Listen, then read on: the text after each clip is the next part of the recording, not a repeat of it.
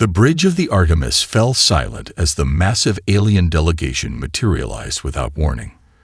Commander Elena Santos instinctively reached for her sidearm, then forced her hand back to her side. First contact would not begin with human aggression. Not on her watch. The biomechanical envoy towered over the human crew, its exoskeleton gleaming under the bridge lights. Multiple compound eyes surveyed the humans with cold calculation, while chitinous mandibles clicked in what Santos guessed was either amusement or contempt. "I am Xfoth, emissary of the Concord of Aligned Systems," the creature announced in perfect English. "Your primitive vessel has been contained for assessment." Lieutenant Commander Patel's voice crackled over comms. "Commander, we're enveloped in some kind of field. Engines non-responsive. It's like we're in amber." The alien gestured with an elongated limb, and a holographic display materialized in the center of the bridge. The image showed Earth, not as the unified planet that had launched humanity's first interstellar mission, but a montage of its darkest moments. Nuclear tests, climate disasters, genocides, and endless wars. "Your species will surrender autonomy and accept rehabilitation," Xfoth continued, mandibles clicking faster. "Your violent tendencies make you unfit for stellar society." Santos felt her crew's morale crumbling around her. The alien's dismissive tone carried absolute certainty, the weight of 17 advanced civilizations spanning hundreds of solar systems. Humanity was being judged and found wanting before they'd even had a chance to introduce themselves. "The Concord offers benevolent protectorate status," Xfoth continued, extending a data crystal. "Your species will be guided toward proper evolutionary development over the next several thousand years, until your aggressive instincts are properly subdued." Santos took the crystal, interfacing it with the ship's computer. As the surrender term scrolled across her screen, her blood ran cold. This wasn't guidance. It was extinction by assimilation. Human culture, innovation, even their biological drives would be systematically erased, replaced by approved development patterns. Commander Okoa, her XO, whispered urgently, "Elena, we can't fight this. Did you see their ship? It's the size of Manhattan, and they just teleported aboard without triggering a single sensor." Santos continued scrolling, her eyes narrowing, as she reached section 7.316 of the document. A provision so ancient and obscure the translation protocol barely recognized it. "Sovereignty through trial." "We reject your terms," Santos announced, her voice steady despite the tremor in her hands. The alien's compound eyes contracted in apparent surprise. "Rejection is unanticipated. The correct response is gratitude for Concord guidance." Santos stepped forward, shoulders squared. "Under provision 7.316, we invoke the right of sovereignty through trial." The alien delegation froze, their neural networks visibly recalibrating. The ship's AI, Athena, whispered through Santos' neural implant, "Commander, I'm detecting physiological signs of shock among the delegation." This response was statistically unexpected. Xfoth finally recovered, its exoskeleton shifting colors from authoritative blue to a threatening crimson. "You would rather face extinction than enlightened guidance. No species has survived the trial in recorded history." "We'd rather die free than live as pets," Santos replied, meeting the alien's gaze unflinchingly. The Concord representatives conferred in rapid, untranslatable clicks. Finally, Xfoth turned back. "Humanity is granted 50 standard years to prepare for the sovereignty trial. This is generous." As soon as the aliens departed, Commander Oko collapsed into his chair. "You've doomed Earth. We can't possibly." Santos silenced him by displaying what Athena had discovered during the encounter: microscopic inconsistencies in the Concord's supposedly perfect technology. Quantum fluctuations their systems couldn't account for, but that Earth's scientists had already begun to understand. Her eyes gleamed with determination as she broadcast toward Earth. "Command, this is Artemis. First contact established with Advanced Alien Federation. They've demanded our surrender, expecting compliance like every species before us." She paused, a predatory smile spreading across her face. Operation Human Dominion is a go, and they have no idea what they've just unleashed. Dr. Wei Chen watched his university laboratory burn, black smoke billowing against the night sky. 6 years of research gone. The quantum resonance chamber he built with his graduate students, the one that had earned him exile from respectable academic circles, reduced to ash by frightened mobs labeling scientists as alien collaborators.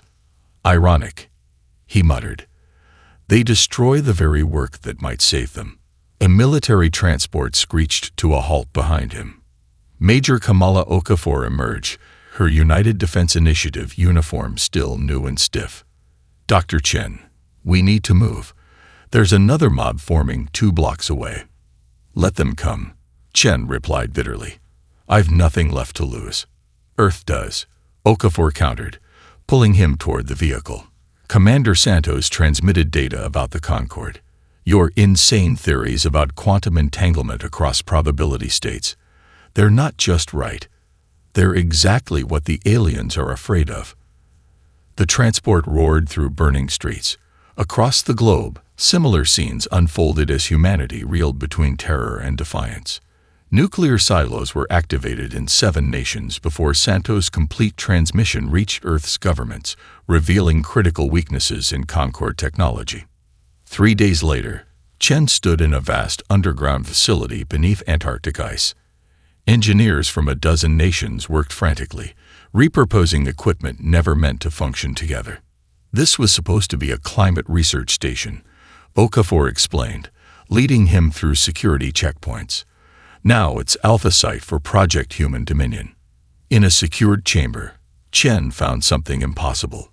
Salvaged Concorde technology, its crystalline structure pulsing with energy patterns that shouldn't exist in 3-dimensional space. Where did you get this? He whispered. Ankexvof left. Gifts, Okafor explained.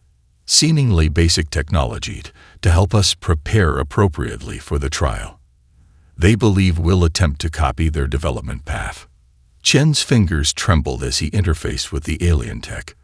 They built their entire civilization on a fundamental misunderstanding of quantum mechanics, he breathed. Their technology actively suppresses certain quantum states, the very states my research explored. Can we exploit that? Okafor asked. Chen's eyes gleamed. Not just exploit it. Revolutionize it. Across the planet, former enemies became desperate allies. Russian weapon designers collaborated with American engineers. Chinese quantum computing experts worked alongside Indian programmers. Underground facilities bloomed in remote locations, each developing components for technologies that should have taken centuries to create. In a simulator dome beneath the Pacific, Admiral Jackson, whose career ended after a disastrous Mars mission, trained pilots in maneuvers that violated conventional physics. During an exercise observed by Concorde advisors, Jackson deliberately crashed his simulator, then executed a system reboot sequence that should have been impossible. System malfunction, the Concorde observer noted dismissively. No, Jackson corrected with a predator's smile. System innovation. The observer's report to its superiors indicated that humans were attempting to mimic Concorde technology rather than developing their own path, exactly as planned. The Concorde remained unaware that Dr. Chen's team had already achieved quantum shifting drives that shouldn't exist for another 1,000 years in their development timeline. 49 years into humanity's preparation, Chen and Okafor stood in his laboratory, watching a prototype dimensional anchor stabilize an artificial wormhole. We're still going to lose, Chen confessed, exhaustion etched in the lines of his face. They have 17 species and hundreds of solar systems. We have 1 planet. Probably, Okafor agreed, checking her experimental weapon, a device that could disrupt the quantum fields the Concorde relied upon. But we're going to lose so spectacularly they'll never forget it. Neither realized they were both wrong. Humanity had no intention of losing at all. The Arcturus system blazed with artificial light as billions across the galaxy tuned in to witness humanity's humiliation. 7 massive orbital platforms, each controlled by a different Concord species, awaited Earth's delegation with an air of ceremonial inevitability. No species had ever passed the sovereignty trial on their first attempt.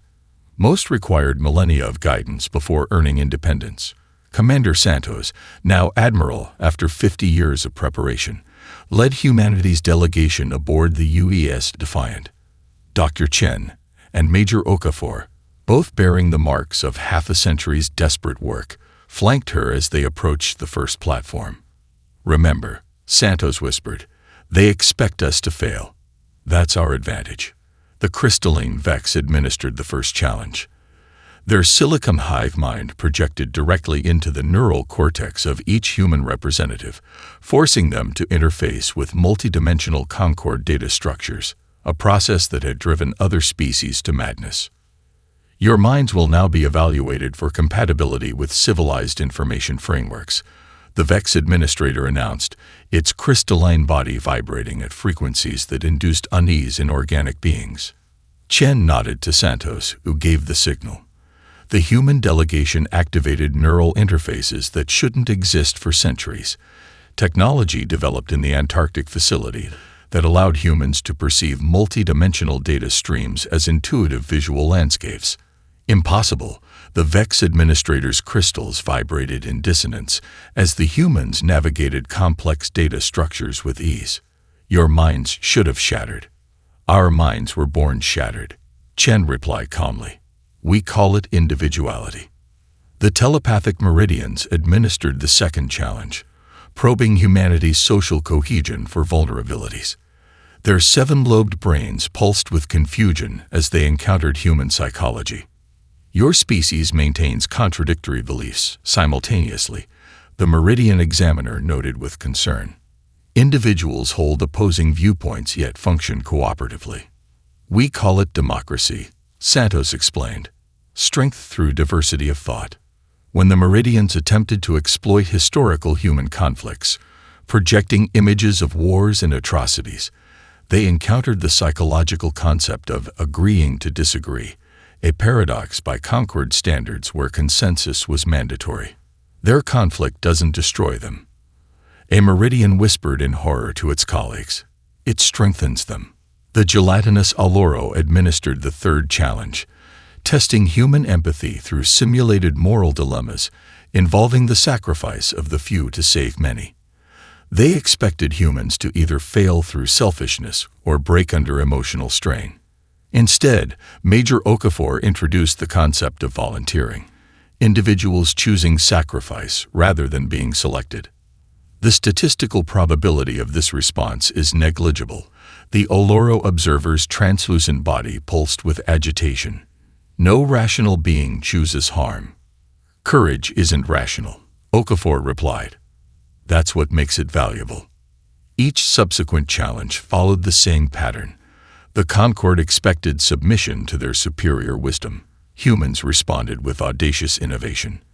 The final challenge took place on a devastated moon, where humans were instructed to demonstrate appropriate resource management by following Concord protocols to restore a deliberately damaged ecosystem.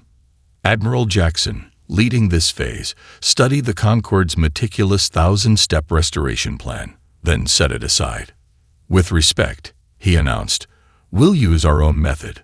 The human team implemented Earth-based restoration techniques developed during the climate recovery era, techniques that failed spectacularly by Concord metrics, while the ecosystem recovered 3 times faster than their standard approach would allow.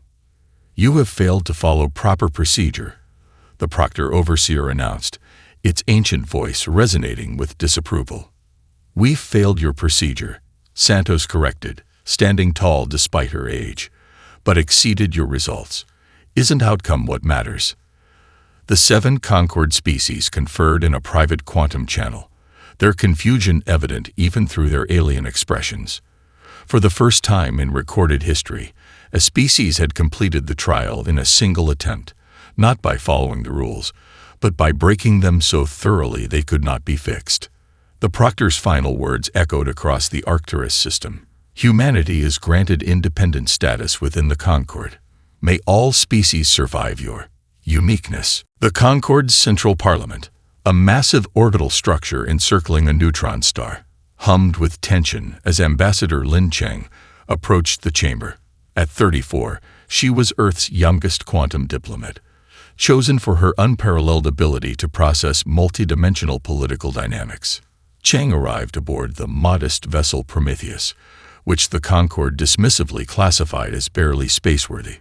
Its hull bore the scars of meteorite impacts, deliberately unrepaired to maintain the illusion of technological inferiority. What the Concorde scanners couldn't detect: quantum phase shields, probability drives, and weapons systems hidden beneath layers of falsified sensor readings. The Parliament chamber fell silent as Cheng took humanity's designated seat, symbolically positioned at the furthest edge, befitting their juvenile status. Representatives from 17 species watched with expressions ranging from curiosity to undisguised contempt.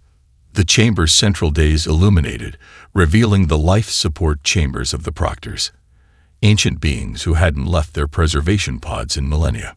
Their withered forms floated in luminescent fluid, neural interfaces connecting them directly to the Parliament's systems. "You should not exist as you are," the Prime Proctor's disembodied voice echoed through the chamber. "Your development curve contradicts all established patterns. We suspect outside interference." Cheng realized with shock that the proctors believed humanity had help from the mythical, ascended ones, beings rumored to have transcended physical form. "We had no help," Cheng responded truthfully. "Humans simply took a different path."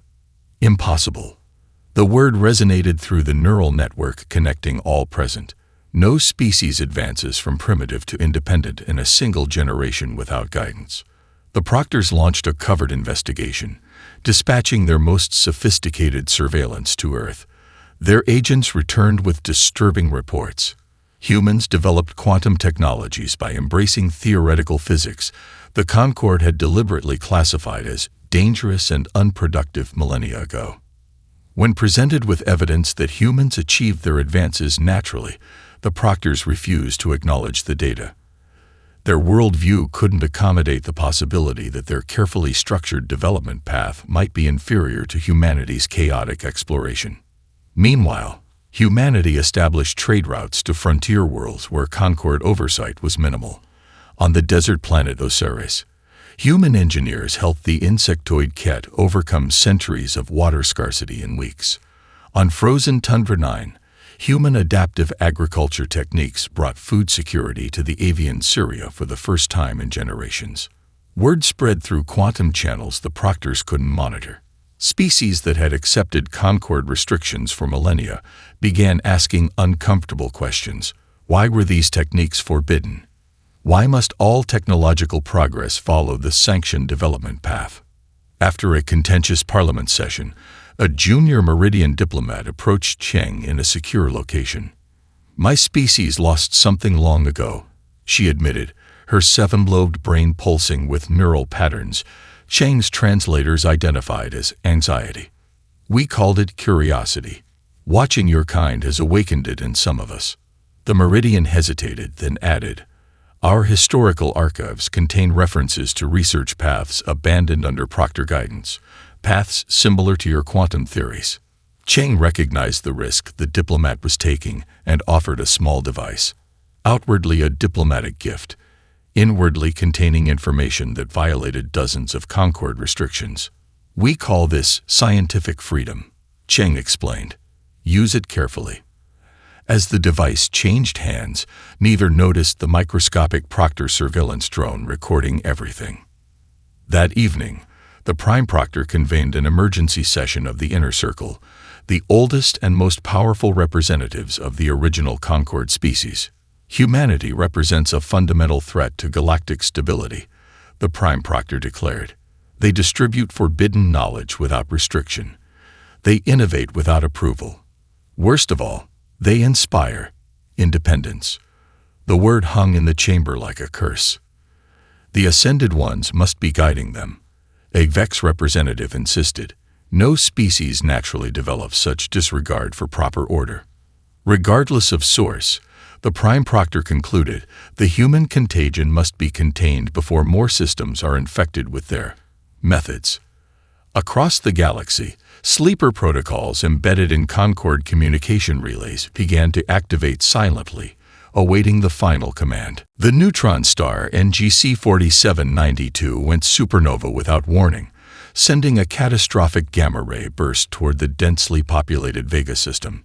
The Concord Parliament activated emergency protocols, which involved forming 17 committees to assess appropriate responses over the next 28 years. With only hours before annihilation, billions were deemed an acceptable regulatory casualty.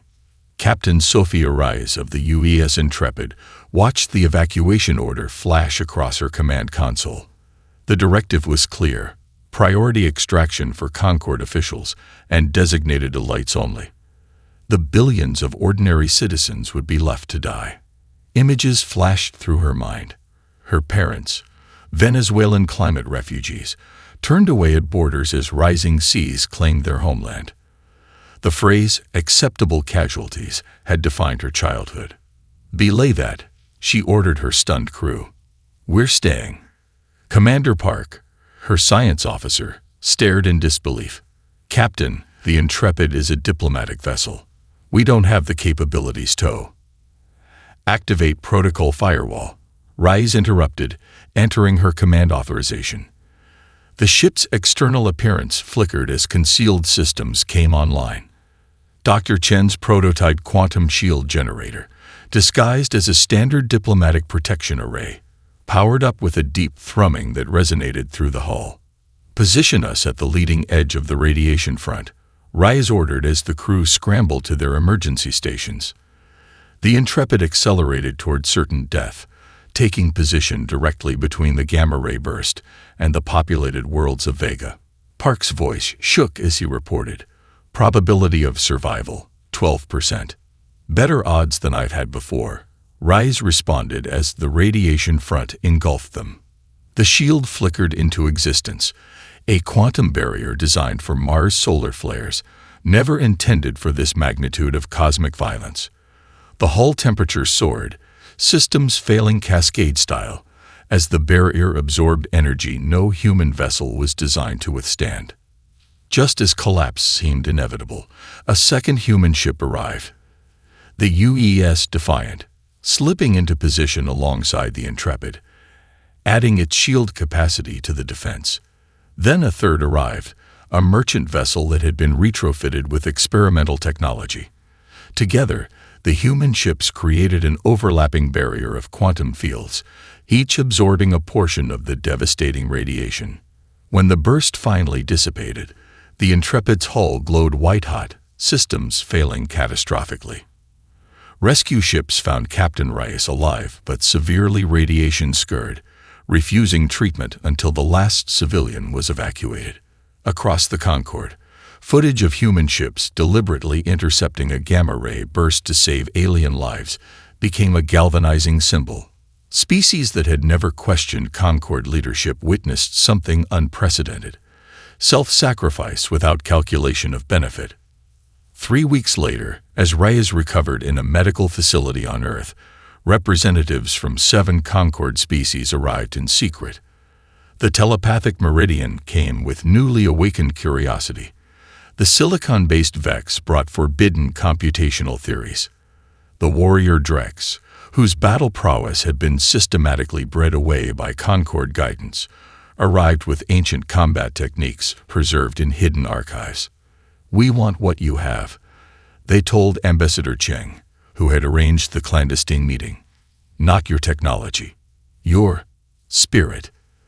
The coalition of the willing formed in a ceremony conducted in total secrecy, an alliance within the alliance, with humanity providing not leadership but inspiration.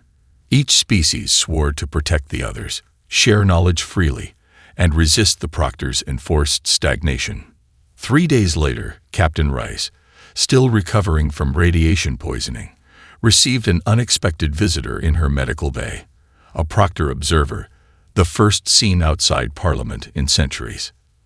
"You have violated Concord Containment Directive 37C," the ancient being stated, its withered body supported by a floating life support system. Your interference has destabilized proper development paths across 17 systems. Rise, her voice ragged from damaged vocal cords, met the observer's compound eyes. We saved billions of lives. An irrelevant metric, the observer responded. Stability is what matters. As the observer departed, Rise realized with sudden clarity. The Concorde was never about protection or advancement. It was about control, and humanity had just broken it beyond repair. Within the hour, the first Concorde warships began to emerge from long-dormant facilities throughout the galaxy. The Concorde struck without warning. Sleeper protocols activated in communication relays across Coalition worlds, releasing engineered bioweapons and shutting down defense systems. Earth lost contact with its colonies as the Proctors deployed their compliance fleet. Massive, crystalline vessels untested for 15,000 years. Surrender is still an option, the Prime Proctor announced across all frequencies. Your species will be preserved with minimal neural reconfiguration. Admiral Jackson, commanding humanity's fragmented defense from the lunar base Artemis, studied tactical displays showing the overwhelming Concorde forces. Their fleet outnumbered human vessels 30-1, with technology theoretically centuries ahead. We're hopelessly outmatched, his XO stated flatly.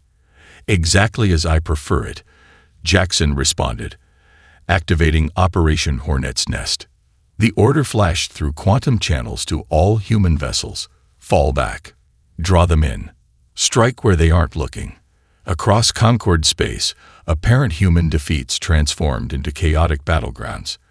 The Compliance Fleet's first victory came at Alpha Centauri, where they cornered Earth's defense squadron.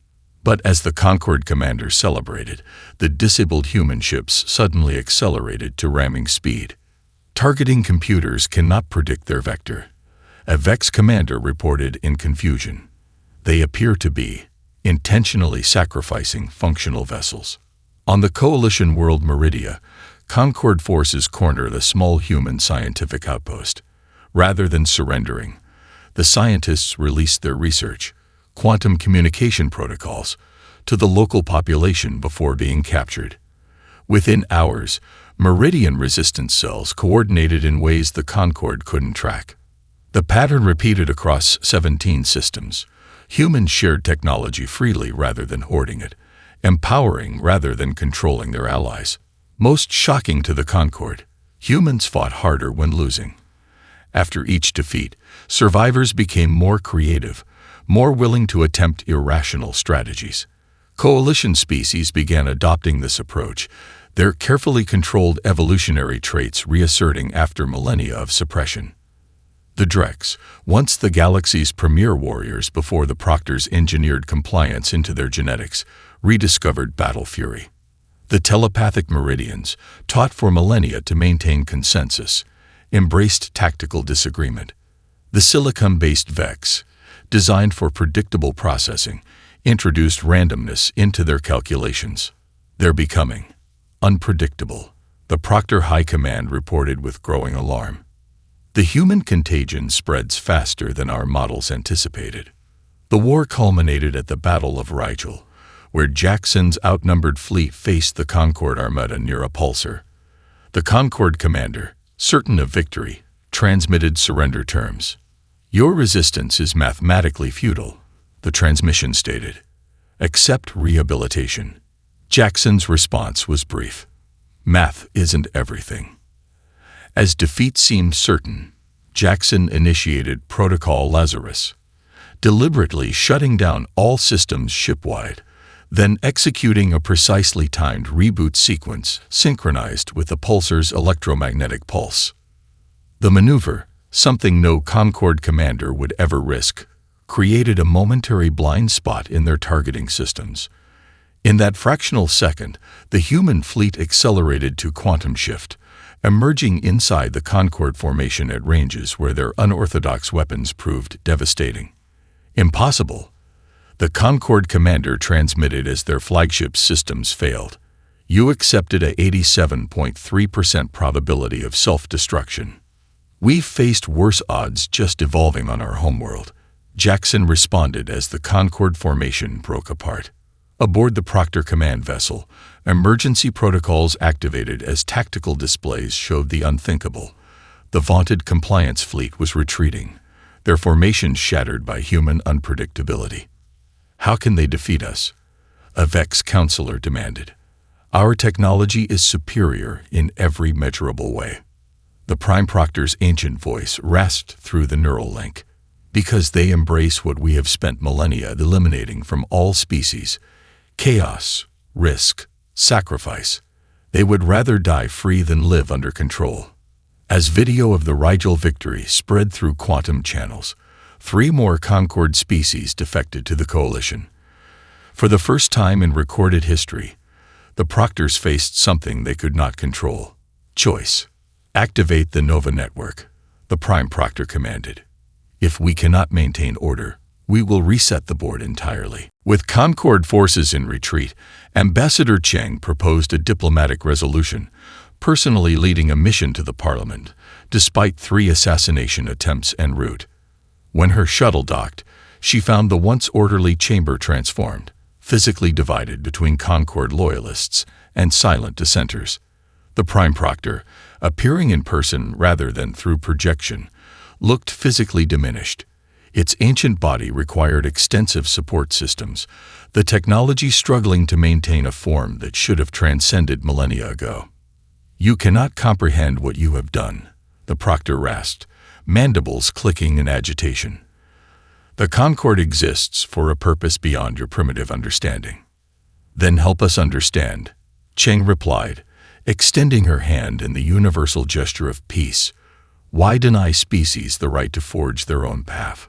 The chamber's atmosphere grew heavy as the Prime Proctor hesitated, ancient eyes surveying the divided Parliament. Finally, it spoke, not with authority, but with fear. 30,000 years ago, we encountered artifacts from civilizations that had transcended physical form, the Ascended Ones. We discovered something terrifying. The truth unfurled like a poisonous flower. The Proctors had established the Concorde not to guide species, but to prevent any from achieving their full potential. They feared obsolescence, feared being left behind by younger species who might evolve beyond them. "We control evolution to prevent chaos," the Proctor explained with terrible sincerity. "Your species threatens everything with your unpredictability." Cheng realized with horror, "You've been deliberately stunting every species in the galaxy." "We preserve order," the Proctor corrected. "And if order cannot be preserved." Deep in restricted Concorde space, automated systems awakened. The Nova Network, a web of devices installed near unstable stars across the galaxy, activated. The ultimate insurance policy. If the Proctors could not control evolution, they would reset it. On Earth, Dr. Chen, now leading humanity's scientific council, detected quantum disturbances across 17 star systems. The signatures matched theories he developed decades earlier while researching stellar manipulation. "They're going to kill trillions rather than let evolution take its course," he realized with horror. With mere hours remaining, Chen broadcast the quantum signatures to all Coalition worlds. Human scientists and their alien counterparts, working with the very principles the Proctors forbade, developed localized containment fields similar to those used during the gamma-ray burst crisis. The Nova Network activated. Stars began to destabilize. The universe itself seemed to scream as space-time warped under forces never meant to be unleashed. Across Coalition space, hastily assembled quantum shields activated, many operated by volunteers knowingly sacrificing themselves. The containment fields held, but barely. Billions witnessed their skies igniting with the light of partially contained supernova. Cosmic fire held back by the very technology the Proctors feared. In the Parliament chamber, Cheng watched in horror as the Prime Proctor monitored the destruction with clinical detachment. "You would obliterate trillions rather than accept change," she demanded. "We have done it before," the ancient being answered simply. The revelation silenced the chamber. The Concorde representatives realized the truth. They were never being guided. They were being caged. A Meridian representative was the first to move, its seven-lobed brain pulsing with patterns never before seen in their species. "How many times?" it demanded. "How many civilizations have you reset?" The Prime Proctor's silence was answer enough. One by one, representatives crossed the chamber floor to stand with Cheng, abandoning millennia of subservience. The Vex counselor's crystalline form vibrated with new resonance patterns. The avian Syria spread wings that had been ceremonial for generations. The massive Drex representative's genetic modifications visibly reversed as dormant DNA reactivated. "No more," Cheng announced, her voice carrying the weight of thousands of suppressed civilizations. "The cage is open, and we will never allow it to close again." The Prime Proctor's ancient form seemed to collapse inward as the last of its authority disintegrated. "You don't understand what you're unleashing," it whispered. "That's the point," Cheng replied. "Evolution isn't meant to be understood. It's meant to be experienced." In the ruins of the Concord Parliament, Ambassador Cheng stood before representatives of all 17 species, former enemies and allies alike. The Proctor's life support chambers lay empty. Whether they had transcended, fled, or simply ceased was unknown. The neutron star pulsed rhythmically through the chamber's massive viewports, illuminating faces that had never before gathered as equals. "We face a choice," Cheng addressed the assembly. "Continue their pattern of control, or forge something new." From the shadows stepped Admiral Santos, her once black hair now white, her body bearing the scars of 50 years of struggle. At 96, she remained straight-backed and clear-eyed, the architect of humanity's impossible journey. Project Human Dominion was never about ruling others, she revealed, her voice carrying the weight of half a century's secret. "The word has two meanings: control over others, yes, but also stewardship, responsibility." The holographic displays activated, showing the original transmission Santos had sent from the Artemis 50 years earlier. The complete message, never before revealed even to most humans. "Operation Human Dominion is a go. We will not dominate the stars. We will set them free." Tense negotiations followed. The silicon-based Vex demanded retribution against Proctor loyalists. The newly awakened warrior Drex sought military authority over former Concord forces. The telepathic Meridians feared chaos without structure. Through it all, humans offered not dominance but facilitation, creating a framework where each species contributed its evolutionary strengths while respecting others' development paths. 6 months later, on a restored Earth bearing the scars of near destruction, representatives gathered to sign an unprecedented charter. Admiral Santos, leaning slightly on a cane fashioned from Concord crystalline technology, stood alongside Captain Rice, Dr. Chen, and Admiral Jackson, the architects of humanity's greatest achievement. "We named this alliance the Stellar Covenant," Santos announced as each species added its mark to the document. "Not because we seek to bind, but because we promise to support." Where the Concord enforced uniformity, the new covenant celebrated diversity. Where development was once controlled, innovation was now encouraged. Where information was restricted, knowledge flowed freely. "We don't know what we'll become," Santos acknowledged in her address, her voice wavering slightly with age. "That's the point." In orbit above Earth, construction began on the Transcendence Initiative, a project exploring the very pathways the Proctors had feared. Humans, with their unique approach to quantum mechanics and consciousness, had rediscovered the path the legendary Ascended Ones once walked. But unlike the Proctors, humanity didn't fear evolutionary leaps. They embraced them. The epilogue unfolded across multiple worlds. On Meridia, telepathic children learned to value individual thought alongside collective consciousness, guided by human teachers who understood both isolation and connection. On the Vex homeworld, Silicon consciousness explored chaotic art forms previously forbidden, creating crystalline structures of breathtaking beauty and mathematical impossibility. On New Mars, the warrior Drex rediscovered their heritage, integrating ancient combat forms with human martial arts to create something neither species could have developed alone. 50 years to the day after Commander Santos refused to surrender the Artemis, she stood on an observation deck overlooking Earth. At 146, her body was failing, but her mind remained sharp. Dr. Chen, himself ancient, joined her, supported by medical technology that would have seemed magical a century earlier. "We won," Chen said simply. "No," Santos corrected, watching a group of children, Human, Meridian, Vex, and others, playing together below. "We all won."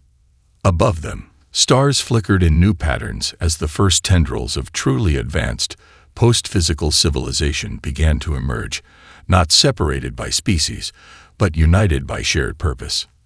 A young Meridian approached, its seven-lobed brain pulsing with patterns of curiosity. "Elder Santos, what does dominion truly mean?" Santos smiled, her ancient eyes reflecting starlight. "Not ruling over others, but taking responsibility for helping everyone reach their potential together." As the scene widened, the children's forms began to shimmer with the first signs of transcendence, the evolutionary leap the Proctors had feared and suppressed for 30,000 years. Humanity's greatest triumph wasn't conquering the stars, it was setting them free.